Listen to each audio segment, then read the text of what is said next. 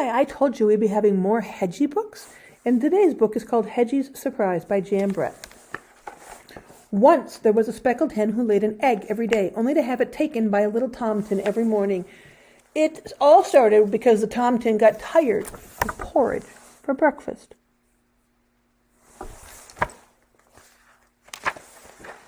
Each morning the rooster crowed as the sun came up, and Henny knew that tomtin was on his way. So did the little hedgehog who lived nearby. The tomtin always called out to her, "Henny, have you got a little yummy for my hungry, hungry tummy?"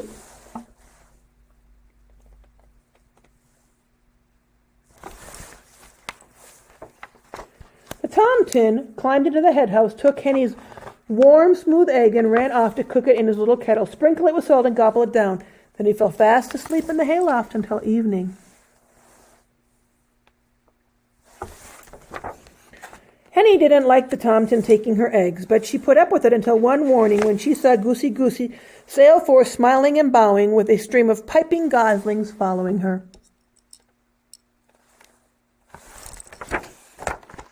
"Oh my," Henny clucked, "where did you get all those little ones?" "My eggs are hatching," crooned Goosey. "Here comes the last one now." From that moment on, Henry wanted a brood of peeping chips of her own. But how could she stop the tomtin from taking her eggs? The next morning, when the tomtin poked his head in, Henny tried. She clucked loudly and pecked. She flew at him, but nothing stopped the hungry tomtin from taking her egg again.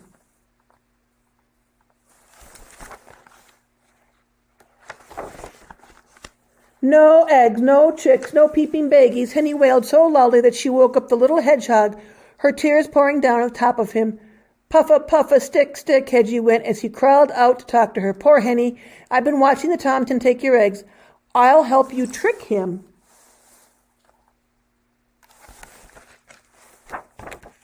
The next morning, when the rooster crowed, there was the tomtin.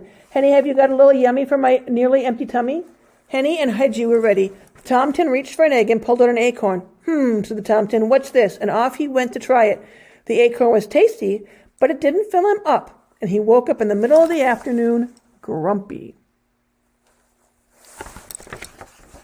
The next time the tomtin arrived looking for an egg, he found a bright red strawberry. It was bigger than the acorn, so off he ran to cook it. The strawberry was jammy and sweet, but it only filled up the tomtin a little more than the acorn had, and he woke up early.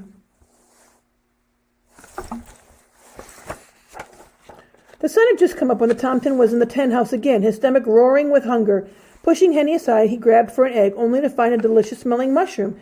He raced off to cook it, and as scrumptious as it was, he woke up with a little tummy growling for more. "Cock-a-doodle," the tomtin rushed in even before the rooster finished crowing. "Henny, have you got something for a hollow tummy?" This time he found a smooth, round potato, even bigger than an egg. He cooked it quickly, swallowed it down, and went back to his hayloft. He woke up at sunset only half full. The tomtin had had enough. "Henny," he shouted, "tomorrow I want an egg for breakfast and nothing else. If I don't find one, I'll eat you instead."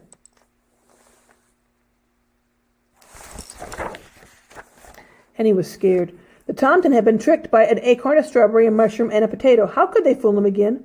"Don't worry, Henny," Hedgie told her. "Now it was time for my surprise," and he whispered in her ear.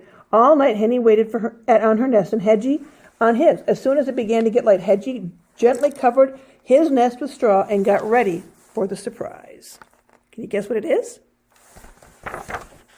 Henny and Hedgie could hear the tomtin's stomach rumbling like thunder a mile away. He burst into the henhouse, pushed Henny aside, and grabbed. "Ow!" he howled. "Ow, ow!" Huff, stick. He had clutched Hedgie, all closed up in a tight round ball with sharp needles. Henny and Hedgie listened as tomtin ran home, yowling. "Thank you, Hedgie," Henny said, looking at her dear friend. "I'm sure that tomtin won't be back here again for breakfast, but what I can't figure out is, where have you hidden my eggs?" Just then Henny heard a little peep and another coming from Hedgie's nest. She looked over and saw the straw begin to move, and 5 baby chicks peeked out of their shells, fluffy up their down. As Henny settled down with her babies nestled around her, the tomtin's mother was in the hayloft making breakfast for her hungry tomtin.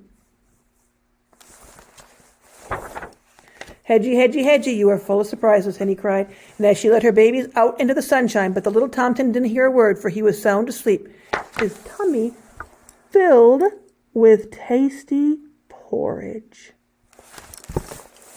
I hope you enjoyed Hedgie's Surprise by Jan Brett. Have a good day.